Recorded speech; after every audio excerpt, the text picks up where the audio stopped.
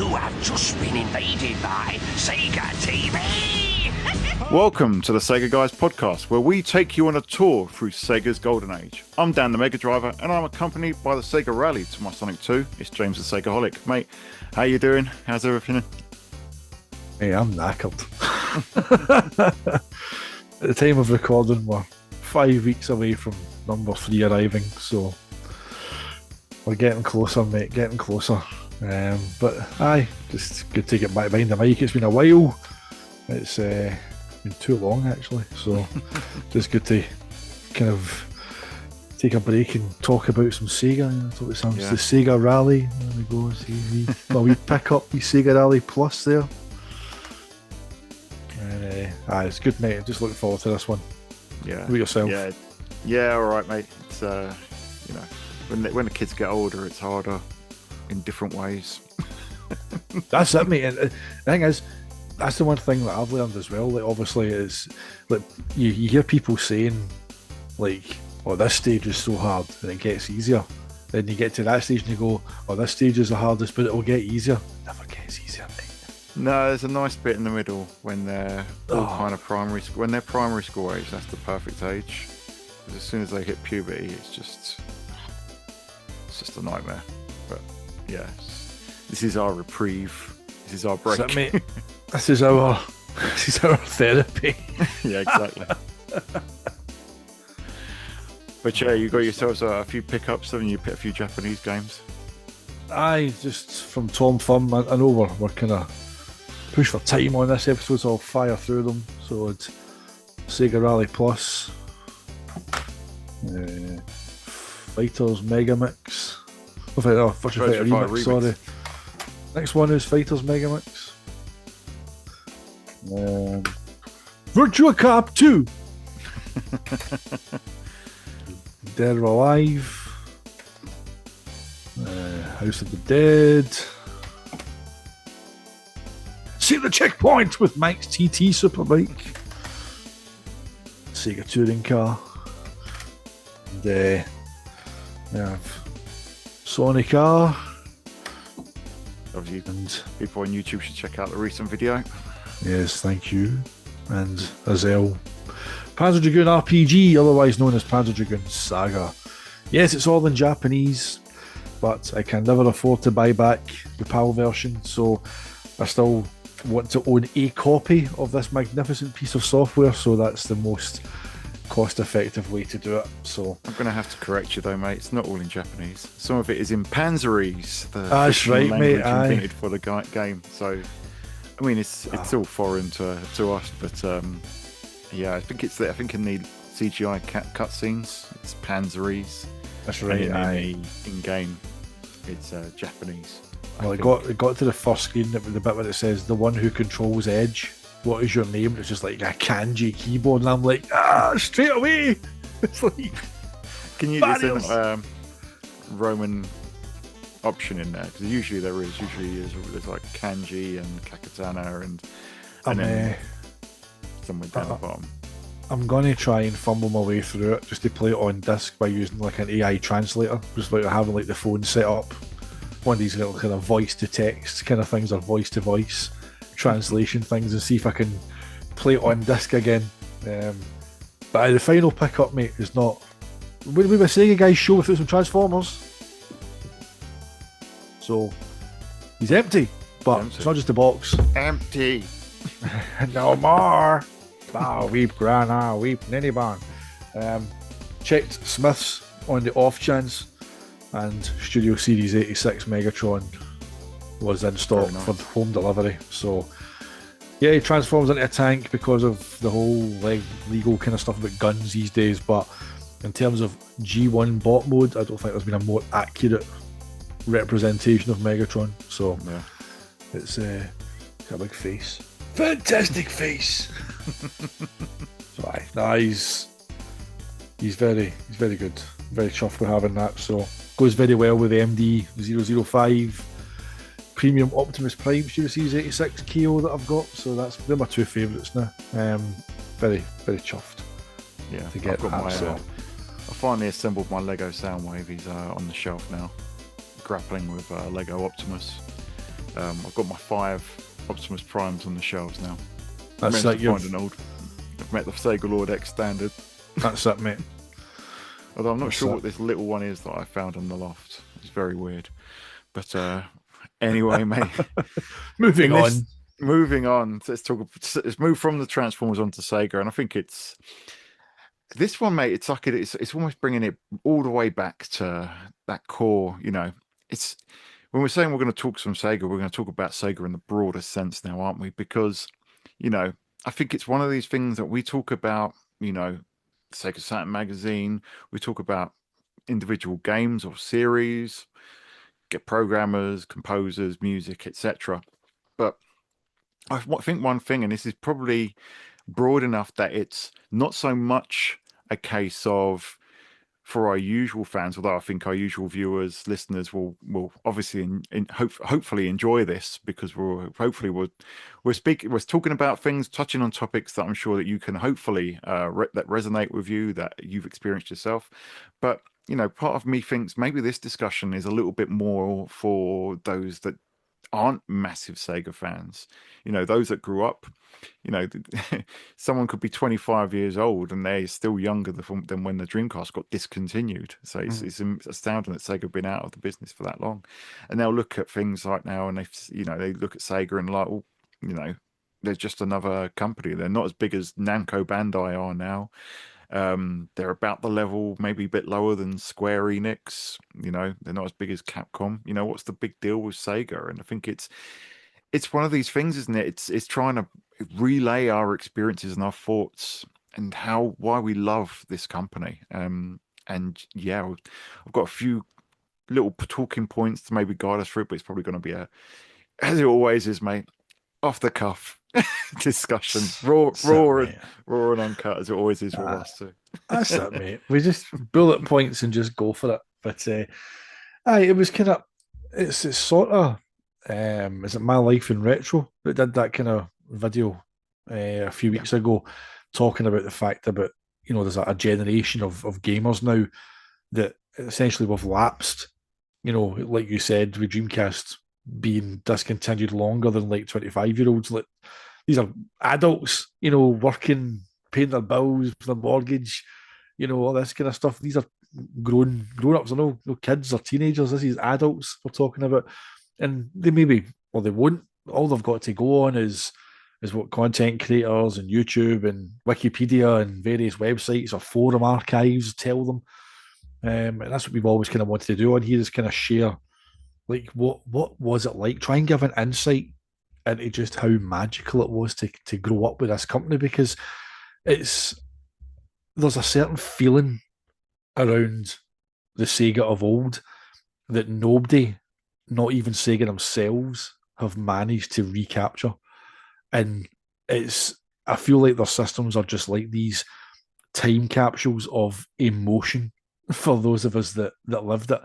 And that's what we're going to try and convey in this show. Yeah, no, that's spot on, mate. Yeah, I love that time capsules of emotion, and yeah, no one has been able to replicate what the feeling of Sega was. Nintendo were Nintendo. Nintendo were nothing like Sega, and that's why the two were rivals. But really, someone that kind of dabbled with Nintendo during that period, they couldn't be any more different. And that's still kind of the case now. I mean, you even see that when you're looking at the documentaries with, if you look at Console Wars with Tom Kalinske and the whole court case and stuff, and they're saying you'll never find Night Trap on a Nintendo console, which came to the Switch later on. But that was, the philosophies, the approach between the two, completely different. So Nintendo were Nintendo, Sega were Sega, and Sony felt like they were trying to be Sega, because a lot of what Sega did and a lot of Sega's ethos was what kind of Sony adopted. They're even the blue team now. Exactly.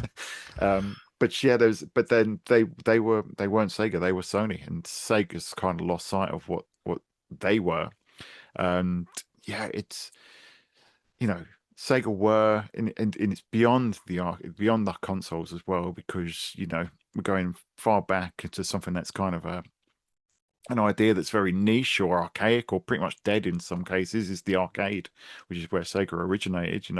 Go to when we both went to arcade club, and you had young families there, and it was great to see the kids getting excited about it. And they weren't all in the Minecraft bit in the middle floor; they were trying out all the old arcade games. But that's a kind of a lost part of video game culture now, is that you don't have that, and that is a huge part of Sega's identity. And I know for me personally, that was my first real encounter with Sega. You know, I played Outrun on the Commodore 64. I didn't quite know what Outrun was then because I hadn't encountered it in the arcade, and I wasn't reading magazines at the age that I was when I got the Commodore 64. But, you know, one of my earliest experiences was Afterburner, sitting in that giant cockpit, being swung around for all of probably about 30 seconds until I got mogged by the enemy fighters and had to climb out. But and I think it's things like that short experience was so epic and mind blowing to me that, you know, it's stuck with me forever. And this is me. I must have been five years old or something like that. And I think that's, you know, that sort of impression that Sega left on you with these grand arcade machines that were, let's face it, they were light years ahead of anything in the home. Aye. You know, light years ahead of home computers, consoles. Nothing could do what Afterburner was doing until 1995 when the Saturn and PlayStation arrived. So it's those sort of things, man. I think, you know, it's the arcade that really, really plays a big part in that as well. Would you agree? Aye, mate. I mean, you were talking about like going to arcade club and seeing the families there, and that was a magical moment for me. That, you know, we were sitting in that twin Sega Rally cabinet, you know, and like my daughter was sitting on my knee, so I was doing the pedals and she was steering. And see, just like that was amazing to kind of have that, like that 30 years pretty much transcended. You know, that game that I love so much and still love today, you know, that I played on the Saturn so much and still play it today, that I was able to kind of bridge that and have her experience the arcade original and seeing the cabinet and the setup. And you could see that she was to her, that computer games were just like the things that are under the TV. You know, it was a controller and a console that she'd never seen, the arcade machine. She was in awe seeing these machines with lights flashing and making noises and different controllers and different screen sizes, and you could see it.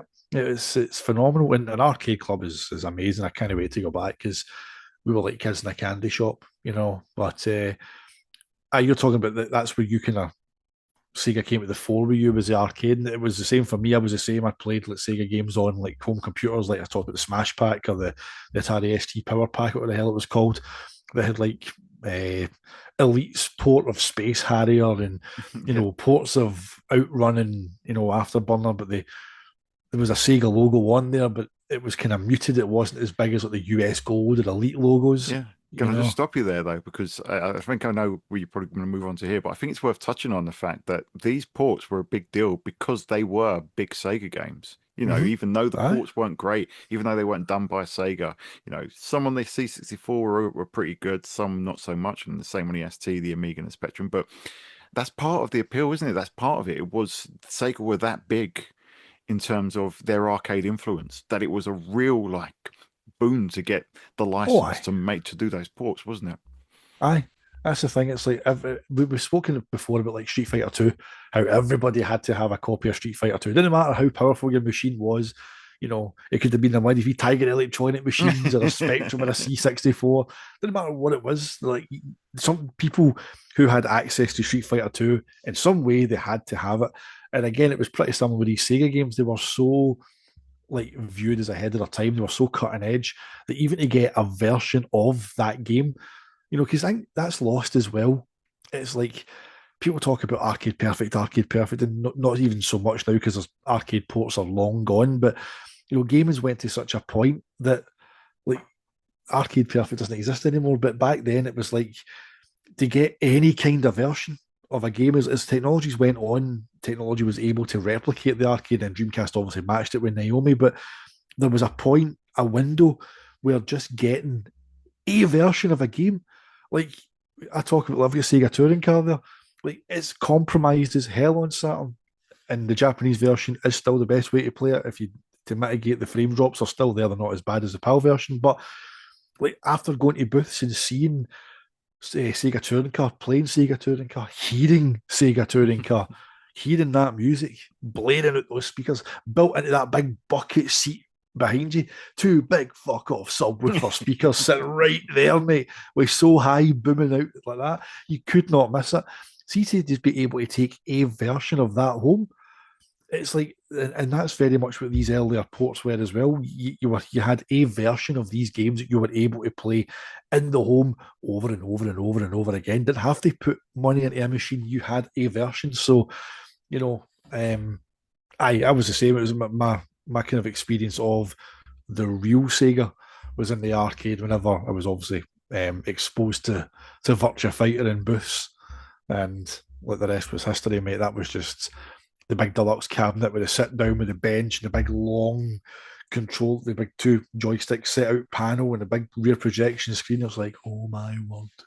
It's like, what is this thing? You know, it was like it just outshone everything else in that place. Like you any kind of 2D games that were about at the time, this thing just sat there like a big monolith of the future, like this is where we're going.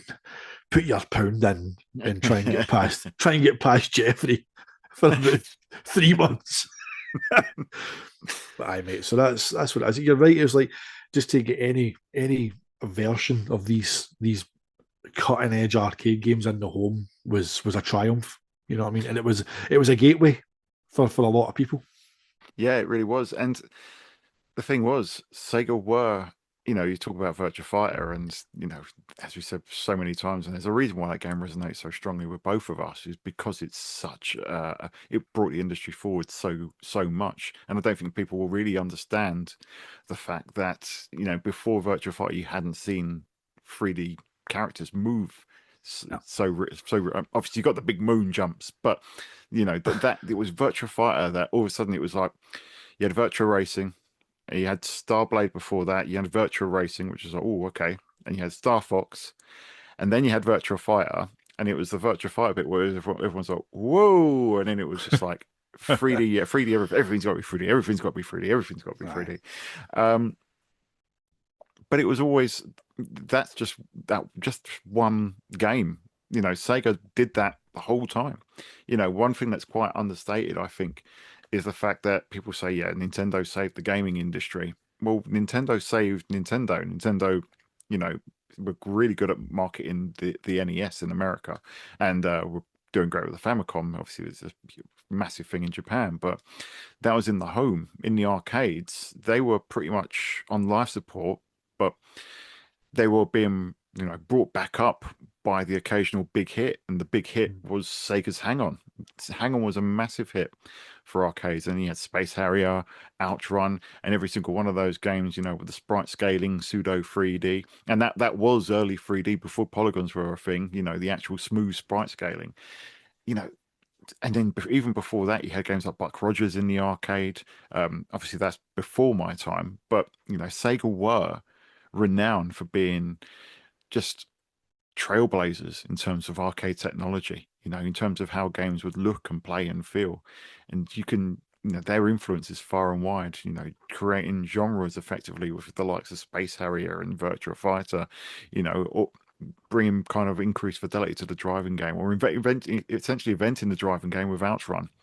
That was unprecedented because you've always had racers. But where's the last game that what was the first game before Outrun where you just get in the car with your missus, just, where are we going? Well, we've got 5 different exits here and, various ways to get to them all. Which way do you want to go? There's nothing quite like that. So Sega really were, their pedigree was like no other.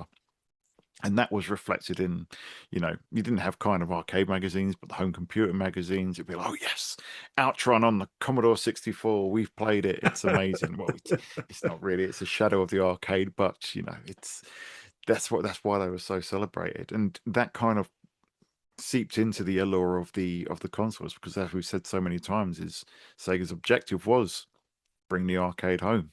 When Sega really focused on that, that was one of the big points, particularly with the Master System and the Mega Drive to a degree, and I think that probably contributed to the desire to pick up those consoles. I know. I mean, you wanted the Mega Drive so badly. What was it that what was the allure of it at that time? You know, obviously we all know the story with, you know, you wanted the Mech console, you got an entertainment device, an educational computer, but what was it that appealed to you at the very first when you wanted that Mega Drive? It was the cool factor.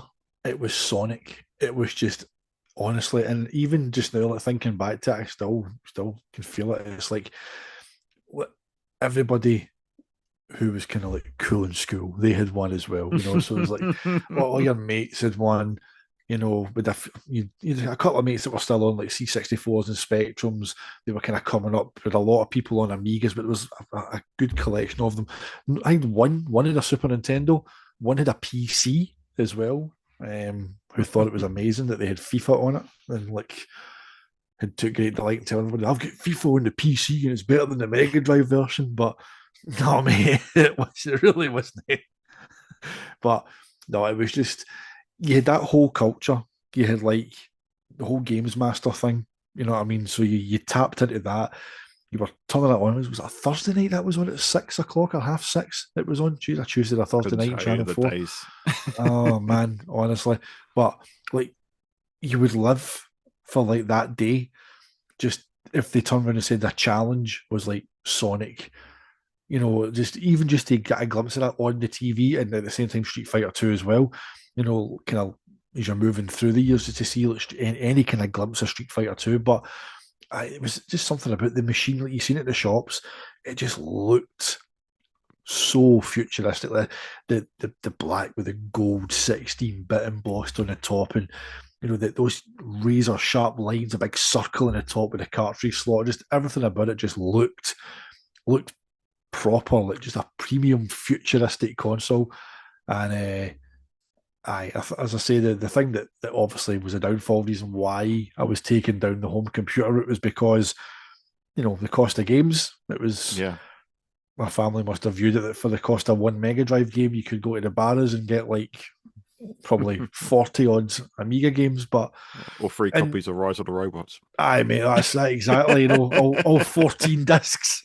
You know, cost you 15 quid. Didn't really feel like piracy at that point because I still paid 15 quid. It's like I was going buying the box version for like what, 29.99 or something. But it was just a cool factor. It was just like the whole kind of the brand, the design of the console, the game, the character was just so cool. Just the whole package just had this allure. Like if adverts came on TV, it just like you see like the pirate radio stuff later on, like the Cyber Razor cut. All these kind of just everything about it was just, it just felt tailored to our market. Everything just felt like it was aimed at us. And it's a one regret in gaming I've got is that I never got to experience the Mega Drive when it was new. And that's why, like, I think, especially whenever I talk about the whole thing about I was there, right? And some people take umbrage with that when people say that they were there. But when I've got that context to draw on, like, I wasn't there for the Mega Drive. I was alive and I was around and I had mates who had them, and I had brief shots in the Mega Drive 2. It was the Aladdin pack that somebody that I knew for school had.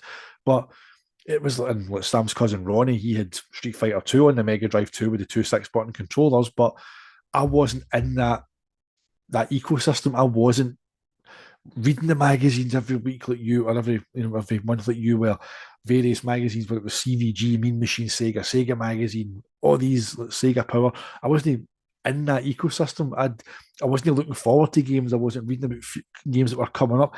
I have no context to speak about Mega Drive from the era.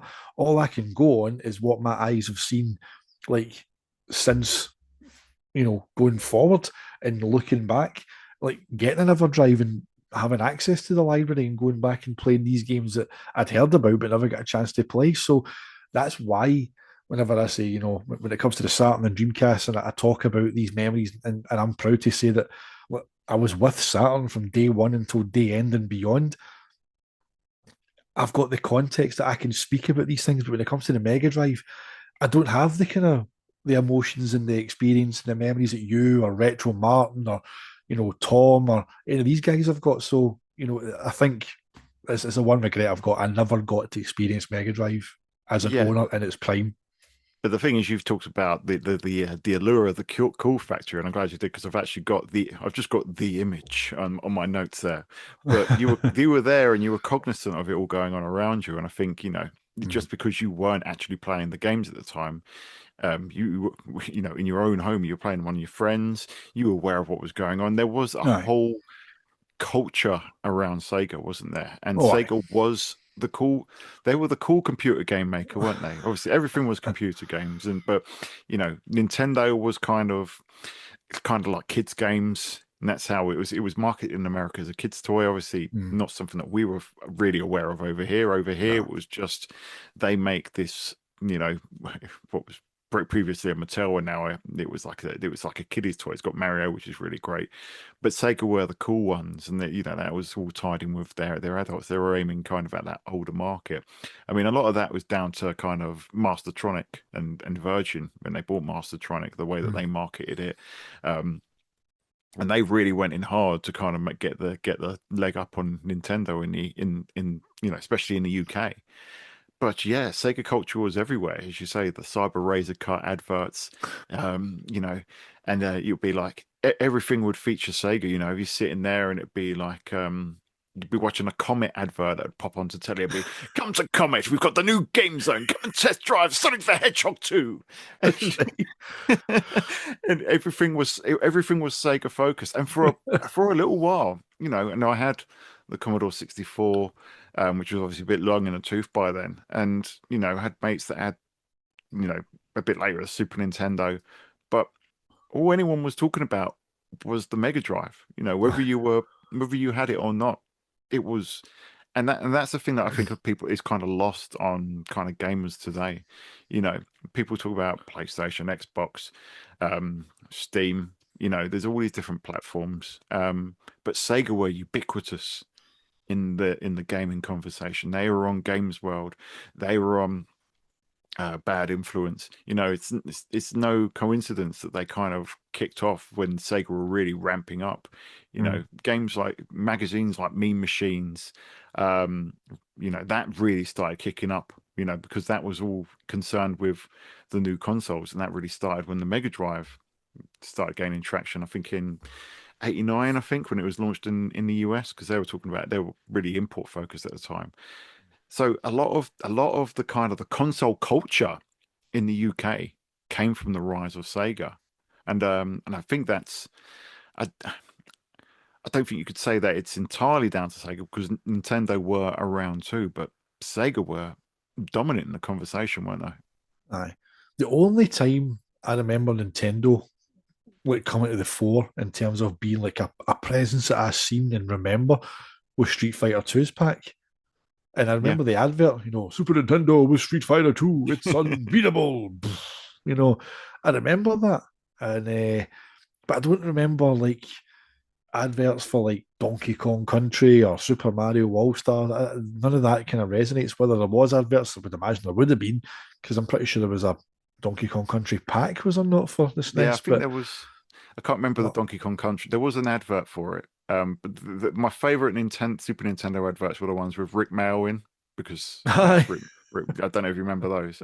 They Aye. were they were they were they were good. Oh, They were funny, but they were funny, but they weren't cool. aye, there was a difference. Aye, like Johnny the Cybernetic, gamer. He was Yeah. cool, man. You wanted to be him. He had the trailer with all the Sega stuff, or the games. He could do what he wanted. He had ninjas coming in his roof, mate. He's playing Super Monaco GP while giving the Hawk Bird a cuddle. He's got the Game Gear behind her back, serenading her while playing Super Monaco GP. You know what I mean? He's just TV tuner, the lot. It's like, that's aye. No, Sega were just at that point in the UK, especially like kind of early '90s, man. They were just everywhere, absolutely everywhere. And I know what you mean. It was like, as I say, it would have been amazing to be part of the whole Mega Drive scene. But I was aware of it, but I've no context of actually owning one at the time. So, which is a shame because, oh man, if it was that cool to look at from the outside, what was it like in the inside looking out? You know what I mean? Yeah, Oh, that was the other thing as well. Sega consoles just looked amazing. You know, Um, every single one of them looks amazing. I think maybe the Dreamcast is an outlier because it's very nice, neat, and compact. But it's not you look at the Master System, the SMS one. It's quite boxy, but it's long. It's got those lines, the trim around it. It's got like the feeling of kind of the circuit board on there. It's Mm. got that kind of anime feel that you're looking at, like rather than a games console, but like a control console. That's what it was, the Master System. You talked about the lines on the Mega Drive. You know, the you got the kind of the grate on the left hand side. If you're looking at it front on, you got the grate on the left hand side. What does that do? It doesn't do anything. It's just a design choice. It Aye. looks awesome. Looks like it's got like an exhaust on the side. Then you've got the circle at the top, the red button in the middle, which is so iconic that it's actually featured in Sonic Mania's kind of title screen. These were design choices that stuck with you. I mean, again, look at consoles today. You've got the Series X, which is just a big block of black or white, depending which version you get. You've got the Series S, which not nice and small, but just kind of unremarkable. The PlayStation looks ridiculous, and everything else is usually just a mini console with two controllers on the side and a screen in the middle. But Sega consoles back then, and I think that really played into kind of the appeal for them, is the way that they looked. The Sega Saturn looked like a high-end piece of kit. And it's one of these things where obviously, again, lost on kind of today's audiences, but back in the day, we'd have hi-fis, we'd have MIDI systems, we'd have separates, and they'd all have this look about them that was wonderful. I mean, some of the best ones came from Sony. They were Uh-huh. top of the line in terms of their audio equipment. Absolutely astonishing stuff. And the design of the Sega's consoles, I think it's up there, right? Well, I mean, that's the thing. I mean, if my uncle bought the Saturn, like he hooked it up to his home cinema, and he'd all. So I used to get the kind of the hand downs whenever he upgraded. I would get his old stuff, but I had like Denon amps or like Sony mini disc decks or Pioneer CD players, and look, they were all black and sleek and sharp edges and gold trim and lights, and it was just, and that's what the Saturn pretty much was. It was like it had I think the Japanese Saturn's beautiful, but I think the fact that Sega just over here they made it jet black, it just made it look. Oh, it's my favorite looking console ever, man. It's Yeah. that Mark One, man, with the kind of the plastic front that kind of, it's meant to be glass. It's meant to mimic being glass with the lights, the access and power light just shining through. You turn it off, they vanish. They're not there. They're not real lights.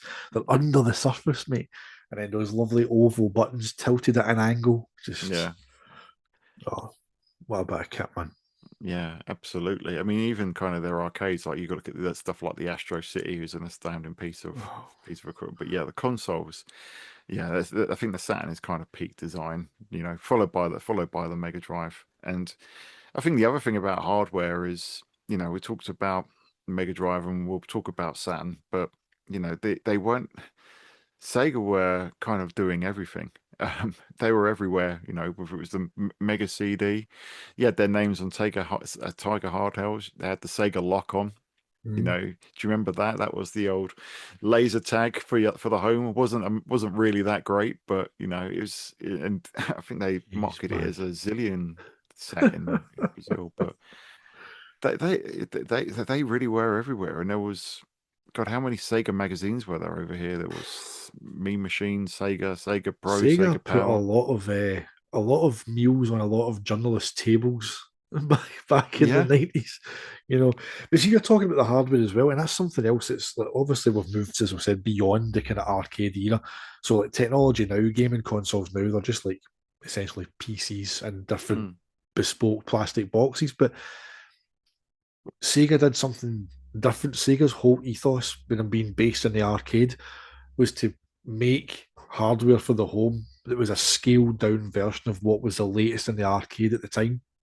Like the design of the consoles internally, they were basically scaled down versions of what was in the arcade at that time. So, yeah, for lack of a better word, these were mini arcade machines under your TV. They were just scaled back to run more affordable, easier to develop in terms of for the home, more affordable versions of these games. But like, you look at the way the Saturn was built, it was built the way Sega. People say it was convoluted and confusing, but it was built the way that Sega built their arcade machines at the time. You know, even Dreamcast, as much as it was, you know, very neat and simplified and, you know, much cleaner design and easy to develop for, it still ran alongside the Naomi in terms of development. It led to Sega's Model 3 successor. So Yeah. there's still arcade roots there in that as well. So, you know, all the way through, they've always just kind of mirrored what the arcade was doing and tried to get hardware as affordable a price point as possible into the home to let people experience these games, buy them, and just enough that they were as close to the arcade as you could get them and keeping it affordable. Yeah. Yeah, it's interesting because you've got the Master System, which evolved from the SG-1000, which was basically just a ColecoVision that had been kind of upclocked and revised a little bit. So the Master System was the least familiar with arcade hardware, but obviously that was backported, and a few games were kind of Master System hardware running in an arcade.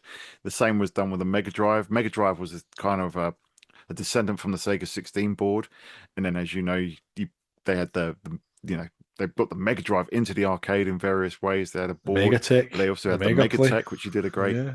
video on, and then of course the Sega Saturn with the Sega Titan video board, Yep. and of course, as you say, with Naomi. And the arcade has always been part of Sega's heritage and part of their philosophy.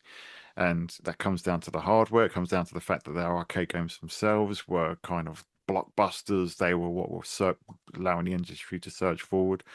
But I think that, even when you came to games that were exclusive to the home, Sega couldn't quite shake those arcade roots, because you look at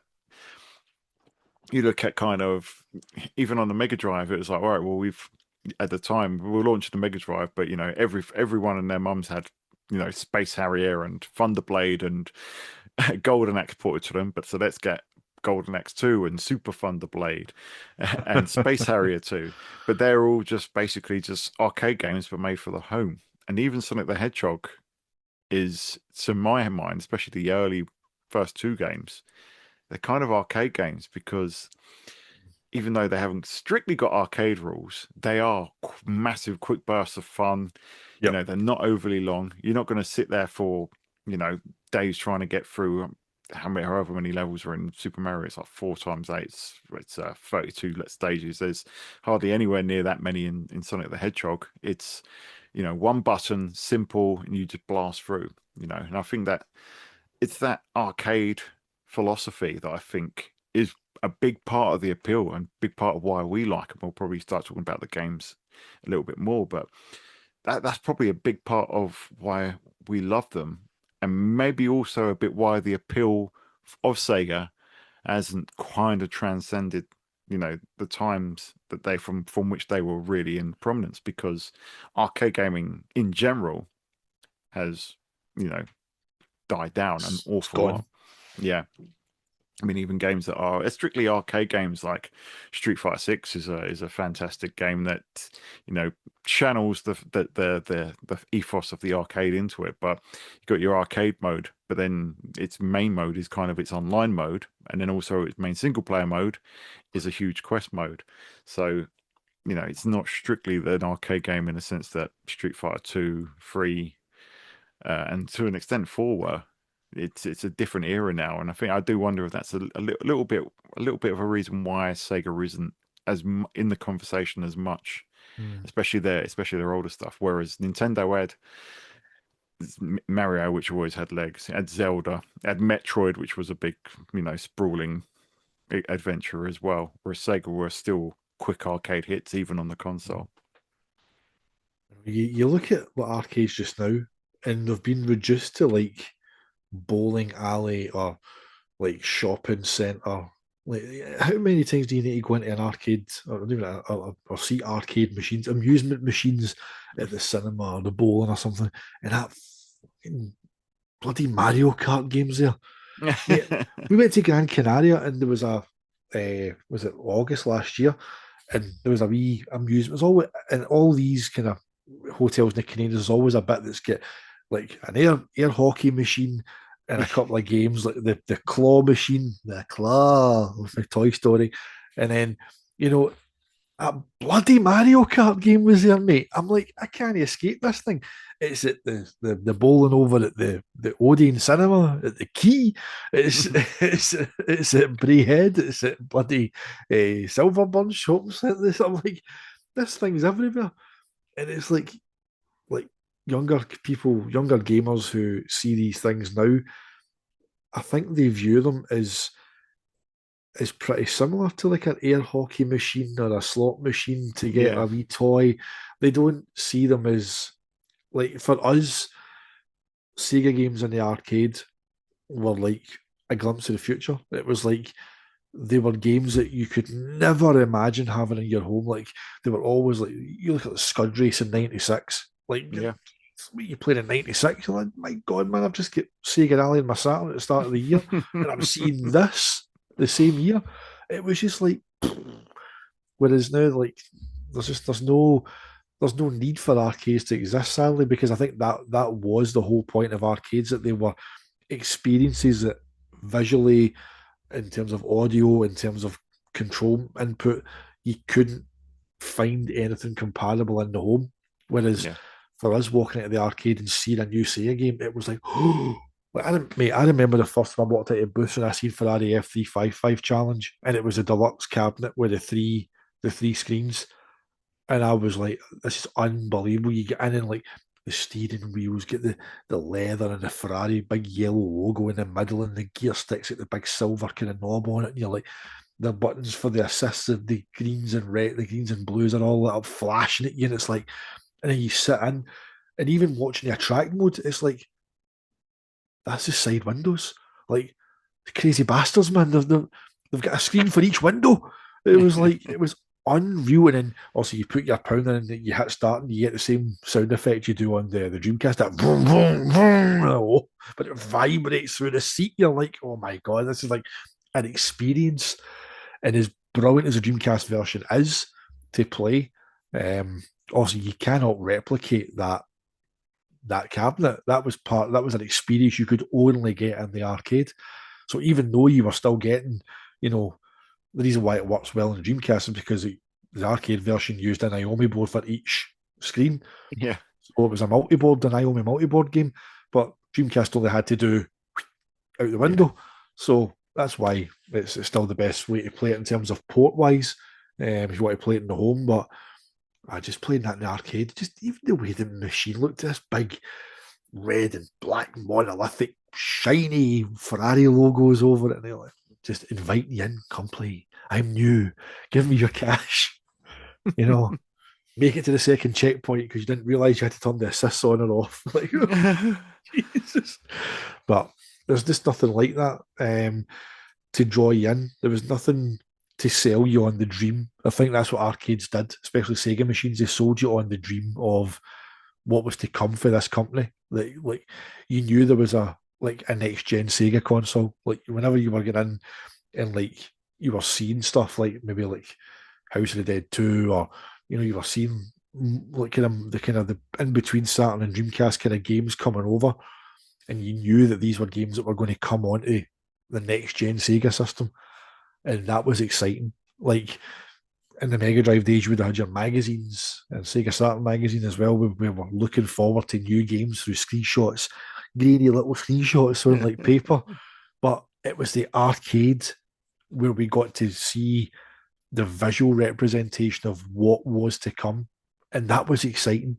Like there was always something new. Like other games I remember seeing for the first time being blown away, Lost World, like the deluxe cabinet for Lost World. Like it's based on the Jeep for the film. Yeah. You know, just that level of detail that they're not just making these games, but they're designing this whole experience around it. You know, it's like it's not enough that you're getting to go into the movie and shoot those dinosaurs and, you know, work your way through scenes from the game from the film, but you're you're put into that environment via the cabinet as well. So it's different times, man. It was just the arcade was just such a gateway. Like seeing that big blue Sega logo on like the title screens or the attract modes, and you knew a Sega game whenever you seen it without even seeing the logo. They Yeah. just had a look. The cabinets had a look that you just knew it was Sega, and that made you want their machines. It was like, well, the only way I can play this is if I've got a Sega machine at home. I Yeah. need that Saturn. I need that Dreamcast to play this, to have a chance of playing it. We never got all the games we wanted. You know what I mean? Daytona 2, Scud Race, all these games that we were denied later on that we never ever got. But I just that experience of walking into an arcade. See, just the buzz as well, the noise. Like you're trying to filter. You're getting attacked. All your senses are getting attacked. You've got neon lights and the lights above the strobes, and you're even back in the day, people smoking in the corner, playing Tekken 3, stubbornly. But you were tuning in, you would hear the for Sega Rally, then you would have the Daytona, you'd have Yeah. So High, you've all these different games that were just bombarding you. And it was like, what do I play? What do I play? It was like you were drawn to so much, but you knew if you wanted to play them at home, you had to have that system. Yeah.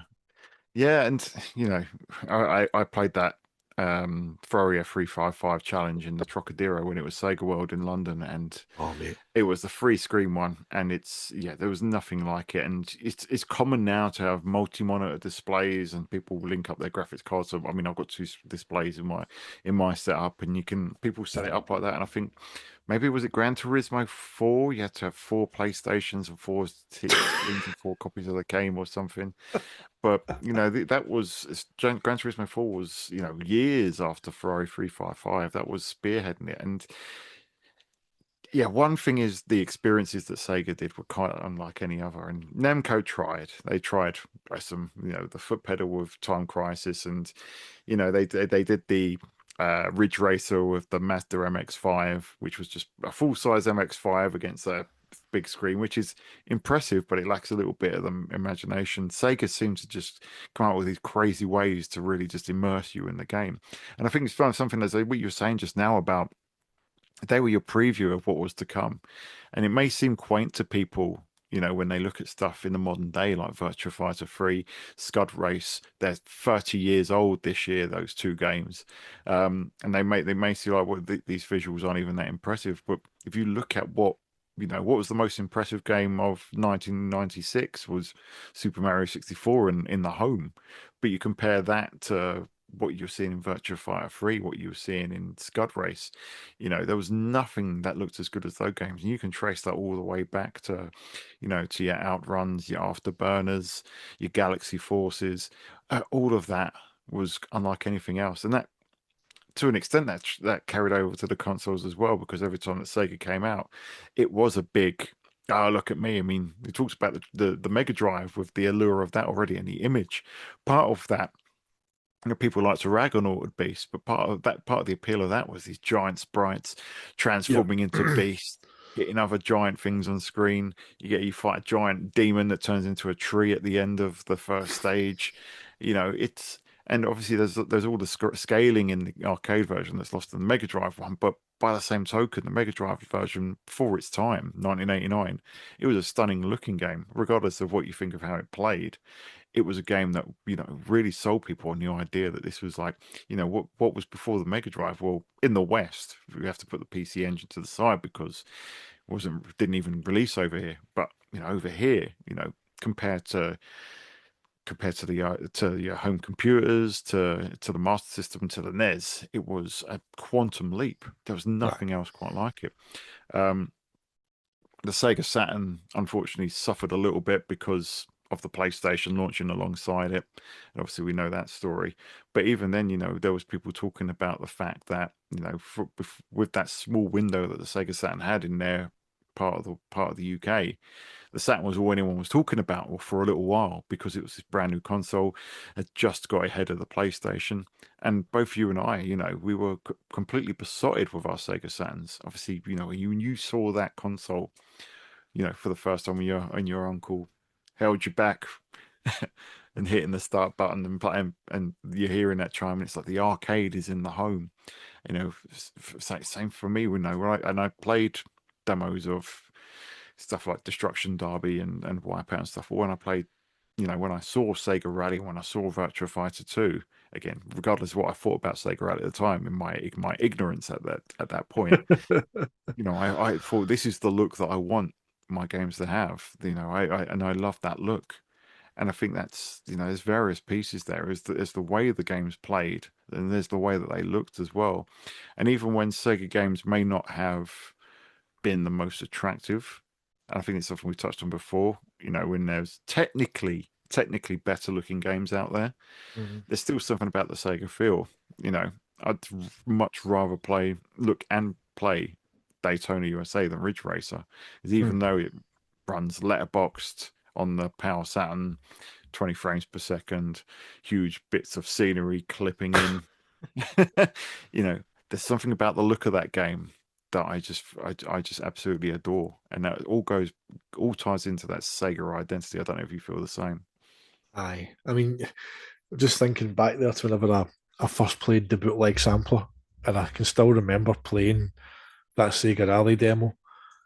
And I still remember sitting there thinking, like, how lucky am I to be playing this? Like, but it sounds daft, but I just remember like just sitting and playing, just like, while I was playing it, I'm looking at it and I'm taking everything in. I'm like, this is phenomenal. This is like you go remember we're coming for the Amiga to come to the Saturn. It's like you're watching like the birds flying off the tarmac, as your car approaches, the dirt kicking up off the tires, the music, the sound effects, everything about it coming together into this package. And I'm thinking at that time, I'm like, how does it get better than this? It's like there was, and it was a feel, it was, and even though that demo of Sega Rally runs like 17% slower, it's not PAL optimized or anything like that. There's also the Celica model changed, and the greens and browns on Forest Stage, the kind of the palette changed a little bit on the bootleg sampler, and the October prototype. That's the last one. It's got the arcade model Celica. Like there's just you can see the difference in the kind of color palette and bits of it, especially in Forest Stage. You can really see it. But even though you've got all that going on, it's like you're playing this demo and it just felt everything just came together. The visuals, the sound, the controls, just the little things like I say, like the birds flying off, the tarmac, the tire marks as you're doing handbrake turns around corners, the lighting, and even though the tunnel lighting in Forest Stage, it's just a texture. There's no real lighting, but that tunnel, the first time going through it, it was like the way it dims and the cars and the kind of shadowed, and it looks like it's just a beautifully lit tunnel working your way through it. It's just, oh man, You just just unlocked a memory there. I used to play the mountain stage just to, sorry, the forest stage just to go through that tunnel, and aye, just be like, yeah, what I love the way that it's changing color here. There's loads aye, of old racing games where I think I was playing Outrun 3D the other day, and that's got some tunnel sections in it which are pretty cool for the hardware. But it like every single game, and you'll remember Lotus Turbo Challenge. You go through the tunnel and it'd just be like, okay, the black gap's getting closer, it's closer and closer, and now the screen's completely black. Where now it's like, oh no, it's like I've gone in and it's not been like any transition or anything. I'm in there and the lighting's changed because now I'm in the tunnel. It was just like, wow, this is next aye. level. It's a tunnel going through a mountain. Oh, And it but I sounds mean, daft, doesn't it? And aye, people are thinking, you sad guys, you do these old looking games, getting excited about these weird things. But I think that's part of the excitement, and part of the excitement, and we touched on this in our 90s pod, was experiencing a lot of this for the first time, this chaotic, all these people still trying to make games for computers and consoles, all these different platforms, all trying new things. And more often than not, it was Sega that was doing something brand new rather than anyone else. aye. And yeah, that was a huge part of it, mate. But and what you're saying just now about feeling lucky, yeah, even when I got my Sega Saturn in 1996, which was 2 years after the Japanese launch, Mhm. over a year and what would it have been, year and 4 months after the UK launch, I still Mhm. felt lucky to have this. this console. I felt lucky to have a Mega Drive. When I got that in 1992, when it had been in the UK for a couple of years. There was, and I think that's the thing that maybe it's easy for people to take for granted today, is that games are everywhere. If you've got a phone, if you've got a TV, I you know. Yes, mate, that Sky, we've got Sky Stream, right? It's a wee puck, right? It just plugs it, it's like literally it's literally the size of a hockey puck, plugs in through USB, and it's got games on it that you stream. And I'm like, the crap is like Tetris and God knows what else, but but as you say, mate, they're everywhere. Like your LG mate. smart TV. It's Ta just Tangent here. Do you remember when Sky Digital very first launched, and one of the things they had is they had games on them, and there was some sort of weird Bumblebee game that you downloaded and played on it using the buttons on your Sky remote. No, you had to press your red button to go to the game. They I took the mind the games off red it, but button to access it, the interactive stuff, aye. yeah. Oh man. That was a memory that just shot into my head just now. But yeah, they're Mate. everywhere.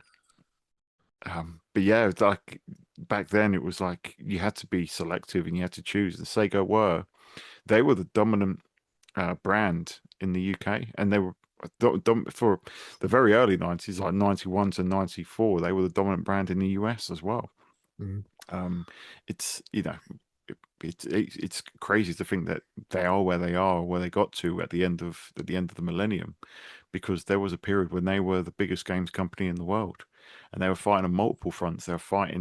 They were battling, they were in an arms race effectively with Namco in the arcade. They were still putting out Master System games as late as 1996 because it was still popular in Brazil, while they were still trying to fend off the NES, which was gaining a little bit of traction in the UK as like a budget device. The Mega Drive was still going. The Sega Saturn was trying to battle the PlayStation. They're still trying to support the Mega CD and the 32X, albeit to a limited amount. Just they were everywhere, mate. It's almost like they get kind of caught up in their own hype a bit too much. It was Yeah, like they were trying to push things too far.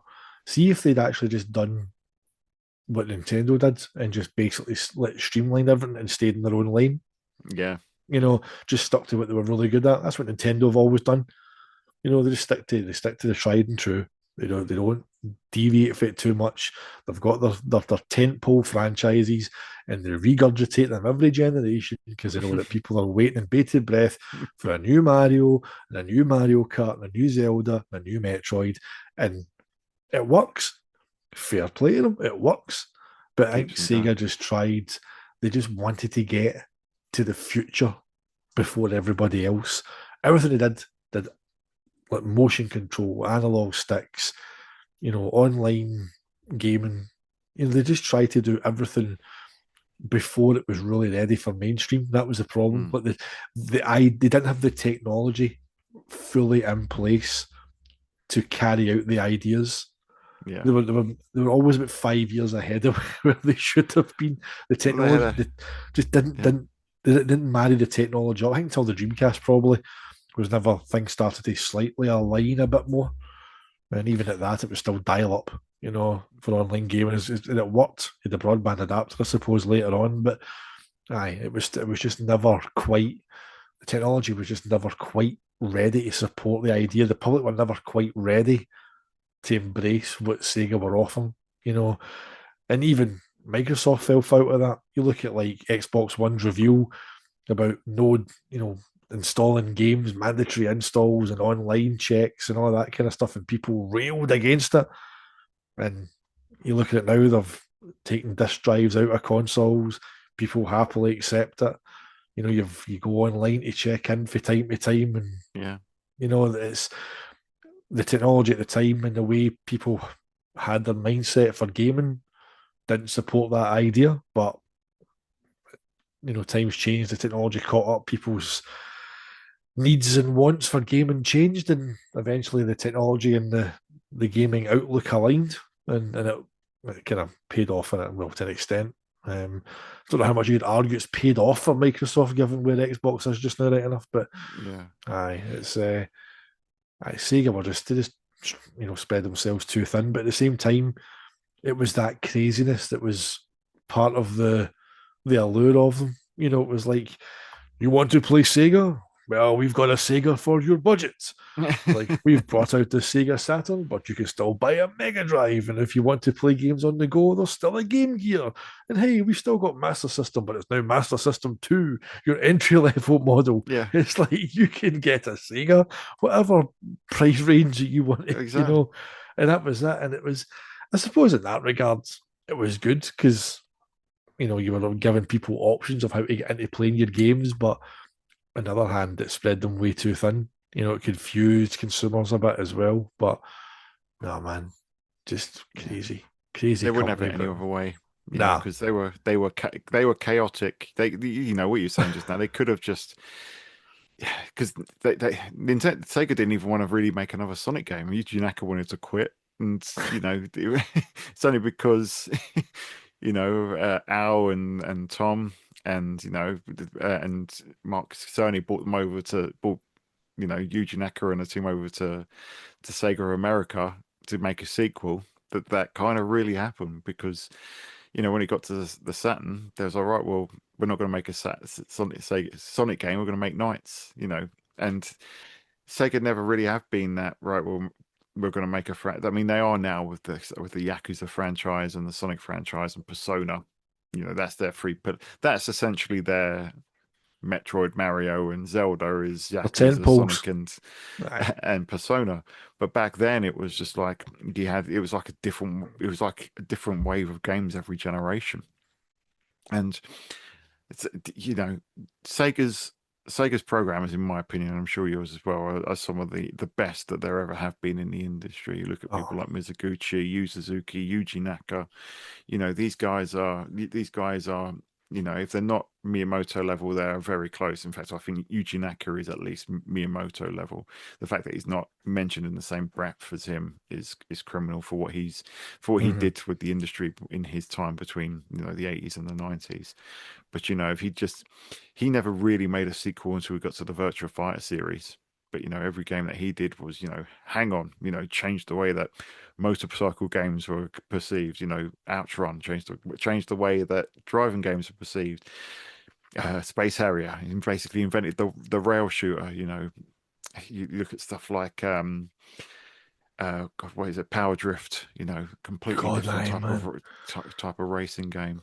And then you had like G-Lock, just like a different, the first person, um, what's it called, aircraft game. It's just he never rested on his laurels and made sequels. He just looked to innovate. And even Virtua Fighter, even though he iterated on Virtua Fighter was like, right, we're going to redefine what a fighting game is with the original Virtua Fighter and basically drive the industry forward. But Virtua Fighter 2 is going to be that, but with heightened movement in the third three-dimensional space with the moves that Lion and Shun have, and the fact that everyone's fully texture mapped. Virtua Fighter 3, we're not going to rest again. We're going to move further into the third dimensional space with undulating ground, with the dodge button, and it was all about the technical background to everything. And Sega could have played it safe. Sega could have said, right, well, no Nights into Dreams for you, Yuji Naka. You need to make a Sonic game. But that just wasn't Sega's way. And, as much as that probably killed them from a public perception, it's probably the reason why a lot of these developers aren't mentioned in the same hushed tones as some others. It's part of what made them endure their game so enduring to us, so appealing to us. It's why they still live long with us. It's because they were, largely unlike anything else that we'd seen, and even and they would set the standard because how many rally games were there before Sega Rally, and then all of a sudden the market was flooded with them. How many console driving simulations were there? Would we have a Gran Turismo if it wasn't for Sega Rally? We wouldn't have a Tekken if it wasn't for Virtua Fighter. Um, it's that sort of thing. So yeah, it's as you say, mate. They spread themselves too thin, but by the same token, it's that madness and that kind of unhinged randomness that really made them appeal to us. Aye, and see what you were saying there as well about the kind of Japanese developers. That was the other thing as well. Like back then, did it not just feel like Japan was another level? like you had our developers over here, but like the Japanese just felt like your Yu Suzuki's and Yuji Nakas, even like your Kenji Enos, Itagaki, these guys like they were like levels above. Like see creativity, and that's the thing as well, right? And people go, well, of course they wanted to make money, but I know yes, Sega wanted to make money, but I think the big difference between gaming now and back then is that you could feel when you load up a game now, I don't feel the passion and the development. I feel the pressure to develop it, the bugs, the DLC, the pricing, strategy, all these things, the season passes, the way that they try to monetize you, right?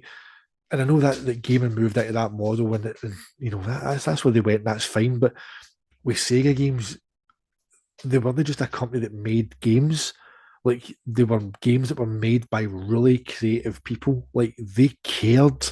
I'm not saying that developers now don't care, but I think it's very much a job as much as it's a passion. But I think back then, like the development, the sheer level of just ingenious thinking, the passion that was poured into these projects, that they just wanted to make these the best that they could. They were just ideas getting flung at the wall. Like, let's do this. Let's have a guy in a dragon flying through. Just, you have a team. Here's 10 people. Go and make it. Like it's just like this crazy shit. But it's like you can feel whenever you're playing these games, you can feel that the love that went into making them. That's the thing, and I don't get that. I haven't had that. I think the last kind of time I felt that was probably the 360 era. Like 360 had a hint of that. Like now you're playing like Gears of War. See Gears 1, 2, and 3, see playing them on 360, you could feel like Cliffy's like you could feel Yeah. him in that. You could sense the passion and the writing and the direction and the way it looked and the way it played, the way the story unfolded. But I just don't get that now. Like Metal Gear Solid on PS1, likewise, I can feel Kojima's passion in that storytelling and the way it looks, the way it plays, the way it sounds. But modern games, I just don't get that. And that's what Sega games did so well. You can still put on Sega Rally, Daytona, Virtua Cop, Knights. You can put these like Crazy Taxi. You can put all the Jet Set Radio. You can put all Shenmue. I'm just boom, boom, boom, boom, boom, fucking games. You can put all these games on, and you can feel the love and the passion that went into making them. And that's something that again it's a feel. Sega games just have a feeling, and it's hard to put into words. That's what I called it. Like Sega games, or their consoles are like time capsules of emotions, and it might be people are listening to this going, "That's just nostalgia talking, you misty-eyed old bastard." But it's like being there and witnessing these games as they came through and were new and were exciting and were cutting edge, and they were made by a company that it went on to kind of be like an underdog, and you felt that they were fighting against the kind of the current, and just they wanted their games out there to as many people as they could, to an audience that maybe didn't want them, that was waning, that was, romanticized by this, fancy, PlayStation brand that had come to the fore. I just don't. I still feel when I put on a Sega game, I can still feel all those emotions coming through. I think that they've somehow managed to just capture the whole development and the ideas and the creativity. It's just sealed onto that disc or ROM like for eternity. It's just let's start greeting. No, but I think you're completely spot on, mate, because look, I think the thing about games today is that they are very compartmentalized. You can, I tried to play games through to completion. I beat quite a few last year. I beat Ninja Gaiden and Avowed and a few others, but the credits go on forever, and you've got all these different teams, and everyone's segregated. And when you hear that games can cancel, like Ubisoft cancelled a few games today, like 6 games. It's like they're letting 1,000 people go. Like, how many people are working on this? And these are obviously, and you've got one team that are they're creating this level, and this team's creating another level, or this team might be doing the physics. I think the way that Rockstar do it is that these guys do the game engine, these guys do the story, these guys do the vehicle physics. But the thing is, Sega games were all done very tightly. So a reason I was looking something up just now is Arcade Attack just did a really good interview with Ryoichi Hasegawa, who we worked for both Sega of America and Sega of Japan. All right. Um, and yeah, he came out with this really interesting story about Nights into Dreams because he was kind of doing localization and stuff on them. And obviously Nights into Dreams, Sonic Team game, that was getting the band back together. You've got obviously current Sonic Team head Izuka, you've got Yuji Naka spearheading, he's the key producer on there, and you've got Naoto Oshima on there. Obviously the designer of Sonic was, Nights is his baby as well. And they were so intimately involved in that game, even though, you know, you talk to, I can't remember the guy that does The Last of Us and stuff, and, listen to Or him talk, Druckmann. and that's it, yeah. You don't get that same vibe from him that you got. So Ryochi was saying in the interview that they wanted Knights to be one of their premier Sega Saturn games, and they actually wanted it to have the silver foil background, but the silver foil didn't contrast with the color of Knights the way it should have done. Um, and Oshima got directly involved. It was like, no, he has to be purple. He has to be this very specific shade of purple because because you know characters are usually red and blue. Sonic is red sneakers and blue fur. Mario is red and blue overalls. Knights is red and blue combined in this very specific color of purple. So you can't have him on this background because and this is the guy that's designed aspects of the game. He's designing the character. He's one of the lead head producers of that game, getting involved as far as the US packaging. You know, that's how intimately involved all of this was their baby. You talk about what you're saying just now, that it is their passion, and I think that's the important thing to note, that all of these Sega games were these developers' passion. You look at Mizuguchi getting what he did in order to get Sega Rally into looking and as authentic as it could do.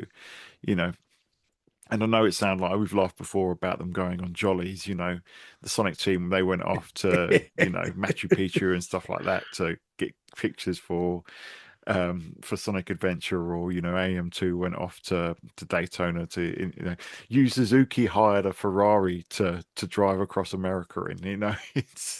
But this all contributes to it, and I don't know if it was that they felt indebted or whatever, but they used those experiences to make the best game, and they would own it, and that would be their baby. Whereas the game teams are so big now that it just feels like that's lost. And obviously you've got, crunch culture was still very much a thing, but when you hear the Virtual Cop team talking about, oh yeah, we were sleeping under the desk, we were working 70 hours and stuff like that, and they say, oh yeah, but it was it was the favorite time of my life working at Sega. I think that comes true in the games for all the reasons you were just saying. That word you used there, mate, that's spot on. Intimacy. That's what Sega games have got. Intimacy. That connection. Whenever you're playing it, you can just feel like developers are they're still channeling that energy through to you. That's a great word, mate. It's like even like we're going to probably talk about music as well, which is a massive, massive, massive part of any Sega game. I think we've spoken about it before about how Sega games. I don't know how, for having so many games, that they managed to make each one sound so unique and have tracks in them that somehow hook into a memory or an emotion or a time. And it's like, I'm going to butcher the name of it. There's a song in the Panzer Dragoon Saga soundtrack, right? And I absolutely love it. And I'm going to probably butcher it. Is it Sono Mi Areru Exan Situ, right? If I've said that wrong, right? But it starts off, it's like kind of like a melody, like a woman singing like kind of melody, and then it ramps up and ramps up, and it comes to a crescendo. And see every the emotions that I put into it, because I remember hearing it when I was playing it, obviously in like '98, and it was the starting was, we knew it was kind of gone at that point, but that end bit when it's just going at you, and the melodies are going, and the harmonies are going, and it's just like it's got like regret, it's got hope, it's got, you know, just there's love in that music. It's just, and it just gets you right in there. And seeing Mm. about it's going full pelt, man. See that even get goosebumps just talking about it. It's an amazing track. And I think it's probably kind of overlooked because, like, you know, people will automatically go to like Behold the Precious Wings for the title screen, or the Azelle, you know, dragon Yeah. theme for the intro. But that that track is just, honestly, and it's quite far down on the track list or on the soundtrack on Spotify. You can request it on Radio Sega as well. Just a wee plug there because we're on Radio Sega. Do it after this. Mind you only have one track from any game within, I think it's an hour. Can't request the same track from the same game. But no, that track is just, it's got so much going on inside it. And just it tugs on all the heartstrings in it again, because you're the way that it sounds at the time that I heard it. Any time I listen to it now, it just takes me back to that moment, that in '98. It just, like, realizing like Saturn was done. It did its best, but it was leaving us with this. It was just leaving us with this amazing game, and aye, phenomenal. Yeah, I think that song. I think that song is the. Is that the one that's kind of the? You got the vocals, and it's the melody is from. God, I can't remember the song now. It's one of that I chosen now. That's what I call Sega. The but it's the kind of the first stage song. Um, I can't, do, do, that one. Yeah, yeah, it's absolutely, and it's an astonishing sound. But you can't just talk Sega without talking about Sega music. And yeah, we both listened to the Gaming for Ages um podcast on Sega Rally earlier, and I think it was Bedwell was saying, you know, when they were talking about the music, and it was all, you know, all of Sega's music is always pretty much done in house. There's some exceptions, mostly with modern Sonic games these days. They have kind of someone from, I think they got someone from Busted to do the Crossworlds theme, and but most of it's all done in house. Um, and they were saying, you know, Sega made their games and Sony bought them, which was true. You know, Sega Rally had its internally produced soundtrack. Wipeout had its you know, its licensed soundtrack.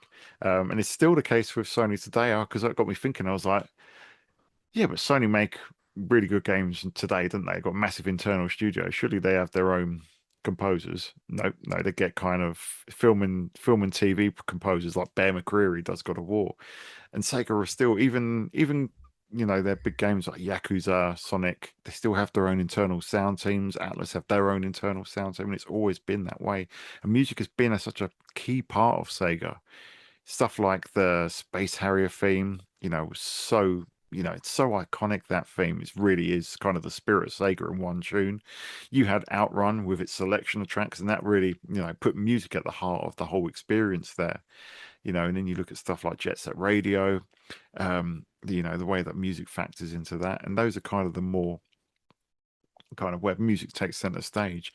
But then, you know, you've got the Sonic the Hedgehog games, which are iconic for their music. It was quite funny when there's a lot of Sonic Superstars versus Sonic Mania discussions that going on at the moment, which I'm glad that they're still going on for reasons that will become clear.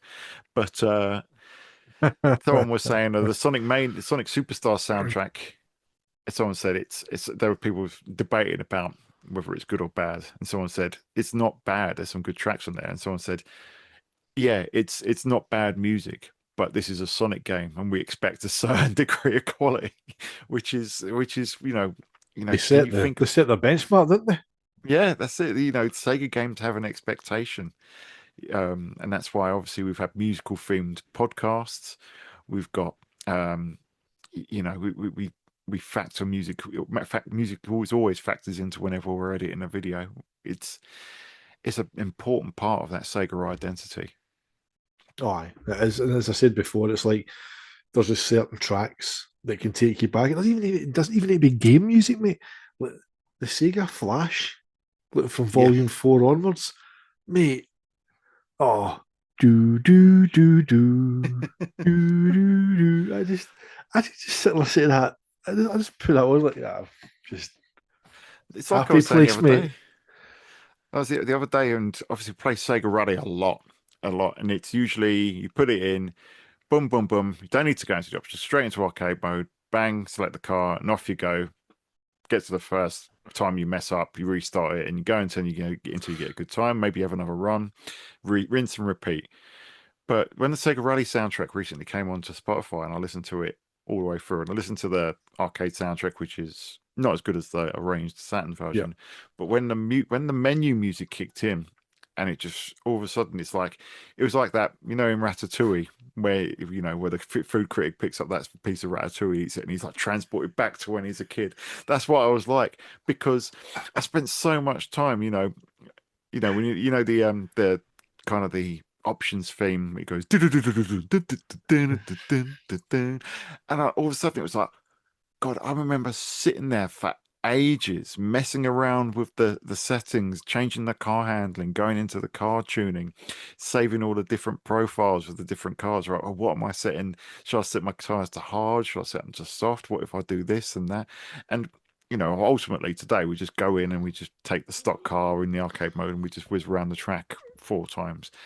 But I was just like, that music is so ingrained, and that's it's Aye. like me sitting there as a like a teenager, just completely immersed in this game and trying to think of what else can I do to improve my times and tweaking everything and sitting in there with that music playing on loop. It was just magical. And yeah, there's when we talk about Sega Rally, it's Condition Reflex. There's the Daytona's themes, there's the Sonic the Hedgehog themes, but even the incidental music is so important. It's like and I've won Sonic the Hedgehog 2. The menu music for that, even though it's that and the competition music, they're very brief loops.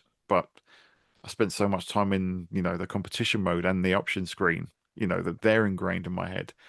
And usually, I just play through the game. But when I sit there and I listen to the music, I'm transported back to 1993, sitting there with my brother and my sister and my mum, all taking turns and stuff. It's magical, mate. Oh, I mean, you were talking about like kind of like menu music as well, and if I remember, there's one of the kind of menu musics that I remember. I know it's a license track, right enough, but is it "Save the World" by The Offspring? That's the Crazy Hmm. Taxi. Dum, dum. Yes, it is. Yeah.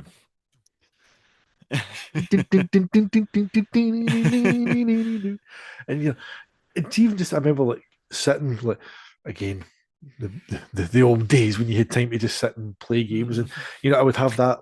I used to come back because I used to work in Safeway part time as a student right in Annie's Land, and at the weekends I would do a 6 a.m. to 3 p.m. shift, and I would cycle to work right and back. So I would do my shift, cycle home, grab something to eat, would come home, stick your Dreamcast. I would just literally sit on my bed, reading magazines, reading game magazines, and I'd have my shot of Crazy Taxi, and I'd just have that menu music, and I just remember that. Dun, dun, dun, dun, dun, dun, dun, dun, dun. It was just always in the background. And then, you put the controller up, let's make some crazy money. And you're back into a game, But, oh, man, just. Yeah, nowadays it's like, right, put it on. Let's see if I can get. See how much I can get into this I know, brief window I of know. gaming. And else it's like, I've got a video to make. Can't play games for leisure. Have to make content. Yes. And then you've got the whole other aspect of it. It's like you can't play a game and make a mistake. If you make a mistake, you get some smart ass that goes, you can't play that game. So you've got to get your footage absolutely nailed on as well. So and that adds other pressure because you all of a sudden find yourself making mistakes that if you're just sitting on the couch with the feet up, you don't make. It's like, ah, but I mate, Sega music just so many. Like Viper 2's theme for Virtual On as Oh well. yeah, No, I mean just he's out of control. aye. Why isn't that soundtrack on Spotify? That's Well, the missing mate, piece of the puzzle. That's the I think it will come because um, Fighting Vipers has come on, yeah, that's so 30 that years. It's all these aye, 30th anniversaries, aren't they? yeah. So it's the sound team are putting stuff on. The thing I noticed as well, it was like the names because you've got disc one and disc two, so you've got the Yeah. arcade one and then the Saturn one, and like there's actually different track names. They've renamed them for the Saturn as well, which I noticed as Yeah, well. I noticed that because I was listening to it. I was listening to it earlier when I'm Aye, walking the dogs because what's that? I was listening to kind of Barnes theme, and I was like, this sounds a little different to how I remember it. And I've gone through, and it's the arcade version. I've just gone through, and then like, there's the Mega Drive. There's the Saturn version. Aye. Doom, da, doom, da, doom, dun, dun, dun, dun, dun, Mama's dun. crap. Aye. Well timed, mate. Well timed. That was good. I should remember the first one kicks in. But another brilliant soundtrack as well. Really Yeah, underrated game, Fighting Vipers. really is. Criminally overlooked. Um, Absolutely amazing. It's yeah, it's another one I just don't understand why it never really took off because it's not as technical or as deep as Virtua Fighter, but it's got so much else to it. You know, the rings, the fences, you know, the armor. There's lots to it in other ways. The way that juggles work in it, it's a phenomenal fighting game. You know, and you know, for some reason Tekken was what was cool around, but I think Fighting Vipers is a much cooler game. You know, it's Oh, gangs and you know it's and you know when you smash someone through a fence and stuff it's brutal. It's just fantastic. I just don't understand why it never caught on the way it should have done. nah. But Same with Last Bronx as well. You know what I mean? yeah, Okay. But hey, we're still enjoying them today, mate. That's the main thing. yeah. But the last thing, one of the things that I got on here, mate, and I think we can list as many of these and talk about these as much as possible. But I'll start off just to give kind of a flavour of what I was thinking was the games that made us Sega fans, you know. And the one I was thinking, and the one that I've mentioned a few times, but always go back to is obviously I played Afterburner in the arcade, didn't have that Sega connection. Then I just remember this. I just remember playing Afterburner. I played Outrun on the Commodore 64 in the home. Saw right Sega arcade games, but the game that made me a Sega fan was Sonic the Hedgehog on the Master System. Mm. I think my camera's a bit too low. I can't see the pic that you got me for my 40th birthday, but there's a reason why that game's so special, and it was that introduction to Sonic the Hedgehog, albeit on the Sega Master System. You know, I hadn't seen anything like it, and even though it's a scaled down iteration of what's on the Mega Drive, different levels, different stage layouts, the spirit of the game was still there, albeit in 8-bit form. It still moved really fast. You know, that simple gameplay, but you know, with the bit of challenge, it took me a long time to beat that game as a kid to make it all the way through. And all the hallmarks were there, you know, visually, it was well beyond anything that I'd had in the home at that point. I'd played Super Mario Brothers at my uncle's. I'd had a Commodore 64 with a bunch of games. Um, this was mind blowing to me to see it, and you know it had the gameplay, it had the personality, it had the music by Yuzo Koshiro, you know, with his 8-bit renditions of Green Hill, and various of the other Sonic streams, but his original tracks on there for like the Bridge Zone, Scrap Brain Zone, they're just absolutely phenomenal as well. Brilliant. So it was the total package, one of the most perfect gaming experience I'd experienced at that point. And you know it was at that point it was I'm playing Green Hill Zone, um that I fell in love with Sega. You know, my brother got this Master System too that had blown my Commodore 64 out of the water, and it was that game more than any other that made me think this is what I want more of. Everything that comes from this console and this company, give it to me. Inject it into my Yeah, veins. just hook it to my veins. Brilliant, mate. Yeah, Absolutely so brilliant. yeah, so yeah, well, we can go through as many of these as we need to, but just you know, and then that's kind of what I think. You know, when we talk about why Sega mattered and why they were important and the impact that they had on us as gamers, and that what we're trying to show anyone that wasn't, you know, just what made us love these games. So Aye. yeah, I over say to you, mate. I rather than kind of going back and forward because then we'll be here for another hour. But I mean, no, there's no way complain, but it's about 11:30 at night or something. Yeah, yeah. But I Can't mean, spend too long, but we'll get a few of these, I think. I'll go through the several that came to mind when you asked me. The first one's the obvious one, which is Virtua Fighter. There is no Virtua Fighter. That 1-2 punch, to use the line from Bioshock, give them the 1-2 punch, the 1-2 punch. But to get it in the arcade, and at home with the Saturn, the way it was unveiled to me in the home, there was no difference in my mind and my eyes at that time. For me, that was an arcade machine coming into the home. Absolutely phenomenal. I love that game to this day. It's still a phenomenal way to play it. It's the best way to play the original Virtua Fighter in the home. At the time of recording this, your video may have gone out. At the time of airing this, which is phenomenal. Then we move on. Also got Sega Rally, which is obviously going to get a mention. Bootleg sampler, getting the game at BT's, whenever it came out in January '96. Just a game that got its hooks in and it's never let go. It's a complete package. It's got the replayability, the gameplay, the handling, the music, the visuals, everything about it. It's a perfect package.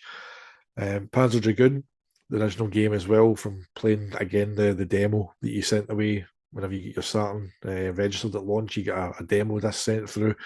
Again, playing that and just seeing a sheer level of cinematic gameplay, like the CGI cutscenes, the way it laid out the story, the score, the way that the music reacted to what was happening on screen. We now know that it was composed, after the fact. But at the time, we never knew that. So I'm watching this, I'm playing this, and I'm thinking, this music's reacting to how I'm playing. It's the scenes that I'm witnessing, the enemies that I'm fighting, the music is reacting to this action on the screen.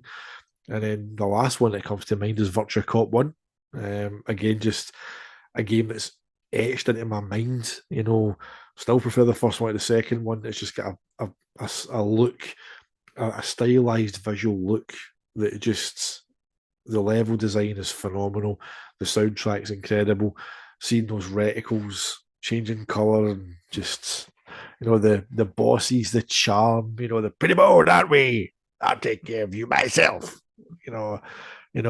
Just the sheer charm in that game. It's cheesy, but it's just so good.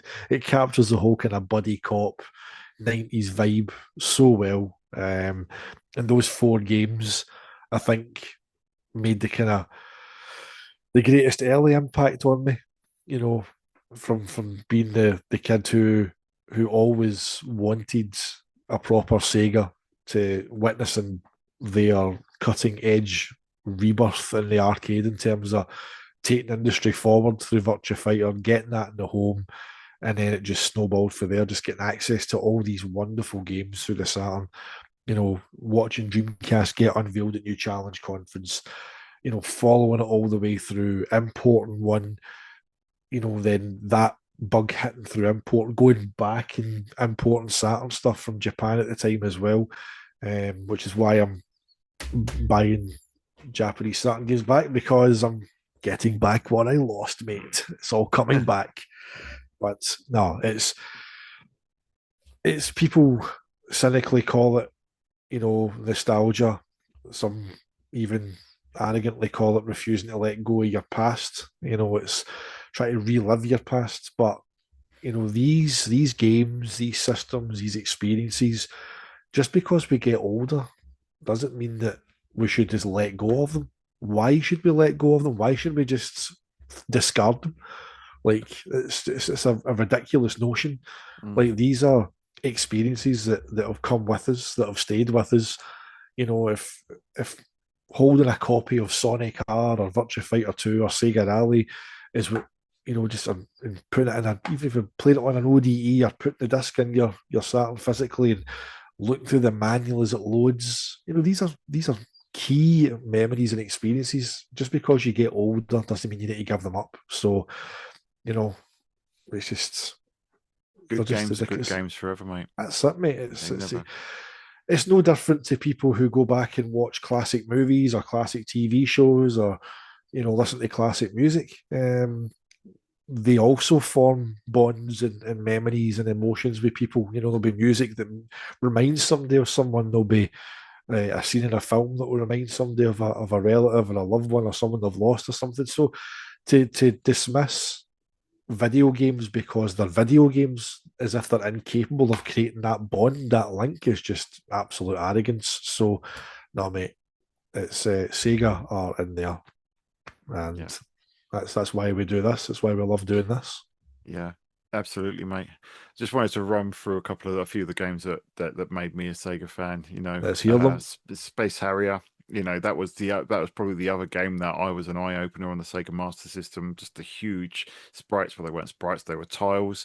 But that was, it was so impressive to see it on the Master System compared to everything else Mhm. that was in the home at the time. And of course, the arcade machine is absolutely iconic. I wouldn't get to see that until later, but that is quintessential Sega to me. Then the Mega Drive with Sonic the Hedgehog 2. Sonic the Hedgehog 2 was the key driver to beg him, pleading for a Sega Mega Drive, and that game remains my favorite game of all time. I think it's the perfect Sonic experience. It's the year of Sonic the Hedgehog. There'll be a lot of Sonic the Hedgehog content coming through that I'm hoping to get done this year. It's 35th anniversary. It's a nice logo that came out from Sega, so I'll I've seen that. be using that in a few videos. It's a shame with the timing, mate. If it came out a little bit earlier, might have been able to would have been able to put it on your Sonic R video. But I yeah, know, I know. It was. Well, saying that, Sonic R has, and then I'm not trying to cut you off. I will go back to your list in a minute, yeah, mate. But this, you're talking about Sonic and anniversary, and this, if I can find it on here, this got logo, Project Sonic. yes, which I'm currently working on, Project Yeah. Sonic, um, led me down a rabbit hole of information and has resulted in a script being written and gameplay footage being captured for 3 Sonic games. So that'll be on the channel in due course as well. So there Yeah, you go, mate. can't wait for that. Yeah, Sonic the Hedgehog 2 is perfection for me. Streets of Rage 2 was one that I rented. I didn't own it until much later, but that is beat 'em up perfection. Obviously you could play Streets of Rage 4 on modern consoles, but there's nothing like that original game, and it's another one of these games that's absolutely timeless. Obviously moving into Sega Saturn, Daytona USA, yes, in the arcade. When I saw it in the arcade, it was one of those quantum leaps that was leagues beyond anything else. I don't think you can really articulate to anyone what it was like seeing Daytona USA in the arcade in the flesh in 1994. Like '94. it was miles beyond anything, miles beyond Ridge Race. Virtua Fighter gets a lot of credit for, what it did with human movement, and pushing the industry forward. But it was Daytona USA was the visual benchmark, the visual darling, 60 frames per second, so much detail, 40 cars on the track. And then the Saturn port came along, and yeah, it has its detractors. I'm not going to lie. When I got that game on the Sega Saturn, I was like, what is everyone complaining about? This is great. It's got all the cars, the tracks are here. Yeah, the scenery pops up, but I didn't feel the frame rate as much back then. Obviously, power gamers are used to seeing things letterboxed anyway. So for me, it was just like, yes, Daytona USA is in the home, and you know what? It plays amazing. And that it was Daytona USA that kept me from really digging into Sega Rally for the longest time because I loved that game so much and still do. Nights into Dreams, I got that early on and I wanted it because I knew it was Sonic Team and it did not disappoint. That game is absolutely magical. I'll be talking about an awful lot about that game this year as it celebrates its 30th anniversary.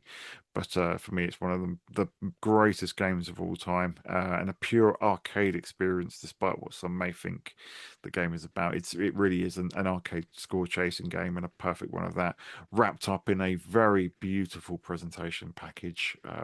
Everything from the music to the cinematics, the the unspoken story, which is portrayed so perfectly, it's a masterpiece. Sonic Adventure on the Dreamcast. When I saw that game, that you know, there'll be a video that's out by the time that this podcast goes out about Mario 64. And of course, when I talk about that game, I talk about Sonic Adventure as well. And I had to capture some footage for Sonic Adventure. That that footage turned into 3 hours and completion of Sonic's story, and I'm now working my way through Tails and everyone else. Oh, Anyone that says that that game is bad needs to play the original Dreamcast version. It looks great still. It's enormous fun, and the music is amazing. People were saying I saw something they're saying that the music was divided opinion on release. It's like what? The music's amazing in that game. see, you said that there in my head straight away, and it's always a bit of music that plays in my head, like your Sonic Adventure. And I've said it before. It's the Mystic Runes. Yeah, It's that Mystic yeah. Runes theme. Yeah,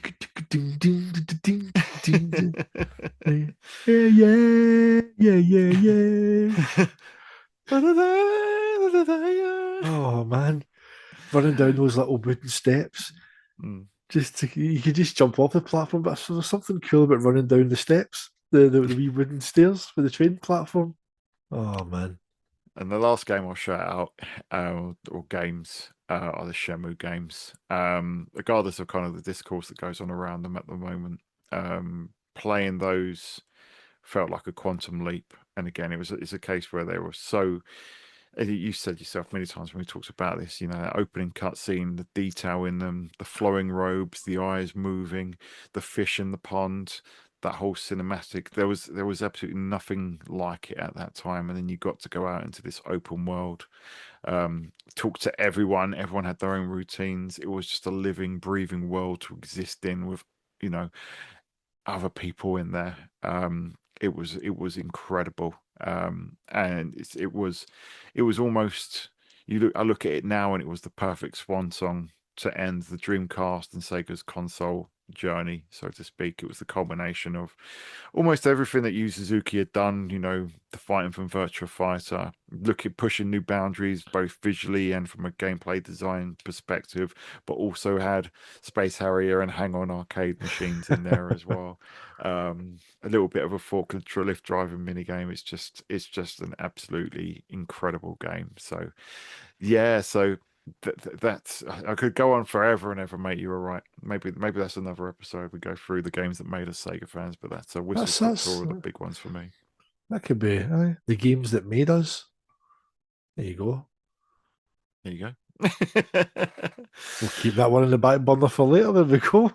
It's indeed, mate. But as you were saying, it was there's these games may be old. There may be parts of them that they may not look as stunning as they did when and these games were for the most part stunning games. Top tier entertainment when they were released, when they were in their heyday.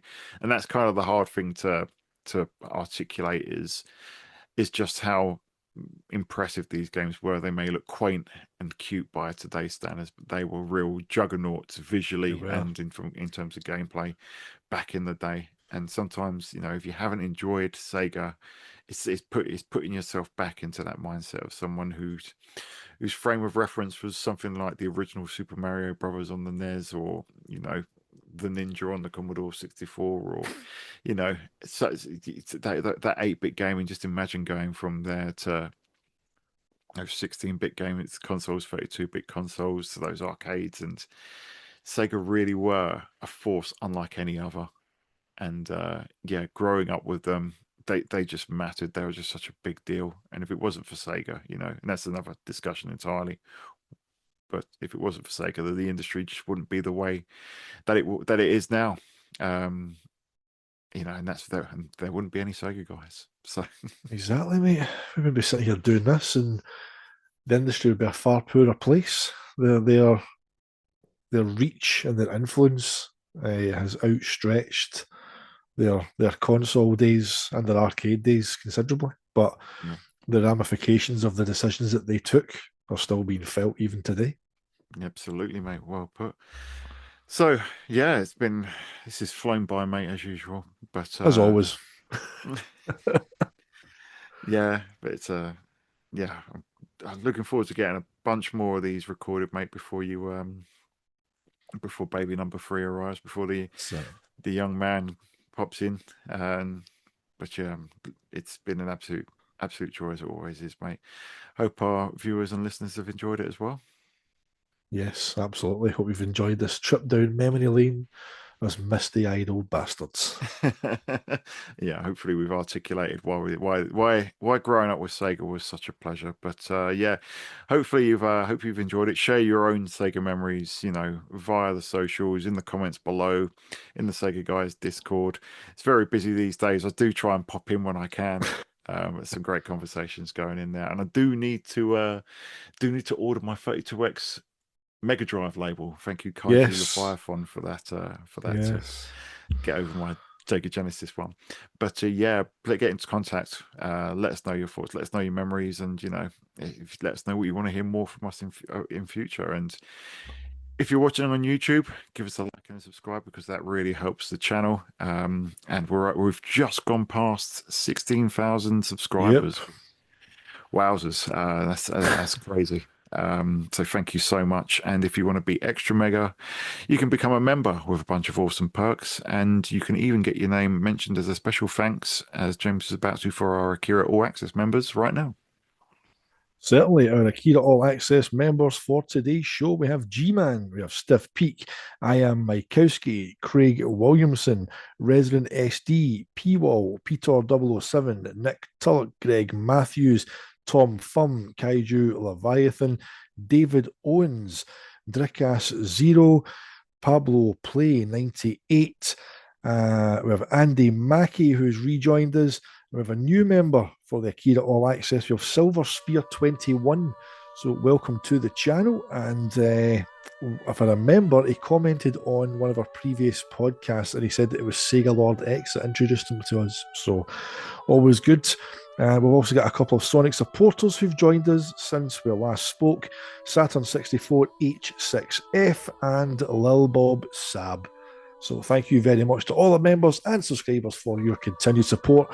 The push to 20k this year is on. Let's get there. Let's get there this year with plenty to spare. But no, thank you very much, everyone. It is appreciated. We've got 11 months to do it. Aye, we can manage that. Yeah. So there we go, mate. Thanks a lot. So thank you everyone for watching. If you've made it to the end, plenty more to come from the Sega Guys for the rest of the year and beyond. So until then, we'll see you on the Sega side. Sega.